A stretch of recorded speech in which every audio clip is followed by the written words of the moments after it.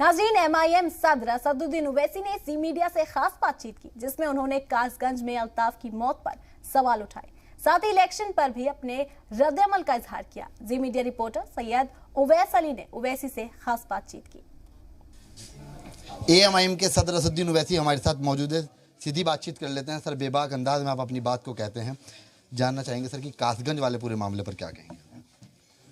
देखिए, इसमें आप ही के मीडिया चैनल के ज़रिए से ये बताया गया कि उस बच्चे का जिसका कत्ल हुआ है, मर्डर हुआ है पुलिस स्टेशन में, उनके वालिद ने, उनके पिताजी ने कहा कि हमसे सादे पेपरों पर अंगूठा लगाकर पुलिस ने सब चीज़ लिख दिया, जबकि हमने कोई ऐसी बात नहीं कही कि वो पुलिस के वर्जन से मुतमईन है, पुलिस के इन्वेस्टिगेशन से मुतमईन है और उनके बेटे ने खुदकुशी की।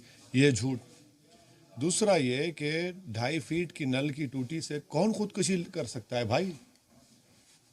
हाँ, और वो भी हुड के उस तागे को निकाल कर या धागा जो भी होगा, उससे कैसे मौत होगी? हाँ, उसको आप किसी को पकड़कर उसका नला दबा सकते हैं तो शायद मौत हो जाए। तो ये तो सरासर जुल्म है और उनको आप सस्पेंड करते हैं, गिरफ्तार नहीं करते।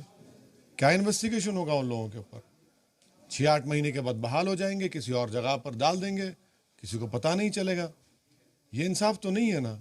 जैसे कि सलमान खुर्शीदी किताब को लेकर के बड़े मामले फिलहाल चल रहे हैं। वो उनसे पूछिए, हम किताब नहीं लिखे। वो आप 100 सीटों पर ही चुनाव लड़ रहे हैं, आखिरकार क्यों? अन्य सीटों पर क्यों? किसने कहा कि हम 100 पे लड़ेंगे या उससे ज़्यादा लड़ेंगे, उससे कम लड़ेंगे? हमारे पार्टी के अध्यक्ष ने ये कहा कि एमआईएम पार्टी 100 सीट पर इलेक्शन लड़ने की तैयारी कर रही है। कोई फिक्स नंबर का हमने ऐलान नहीं किया अभी। देखिए आगे क्या होता है। साफ तौर पर कहा जा सकता है कि असदुद्दीन ओवैसी साहब ने साफ कर दिया कि वो 100 सीटों पर चुनाव नहीं लड़ रहे हैं और आगे की जो रणनीति होगी वो बाद में तय की जाएगी। नाज़रीन, उत्तर प्रदेश के सीएम योगी आदित्यनाथ ने मेरठ में टोक्यो पैरालंपिक खिलाड़ियों को इज़्ज़त से सरफराज किया। इस प्रोग्राम में मरकजी वजीर खेल अनुराग ठाकुर भी मौजूद रहे। सीएम योगी ने नुमाइश को देखने के दौरान कैरम बोर्ड भी खेला। सीएम योगी ने कहा कि सरकार खेलों को फरोग दे रही है। उन्होंने कहा कि पिछली सरकारों में खिलाड़ियों को सहूलियत नहीं मिलती थी, लेकिन पिछले 4.5 सालों में खिलाड़ियों के लिए बेहतर काम किए गए।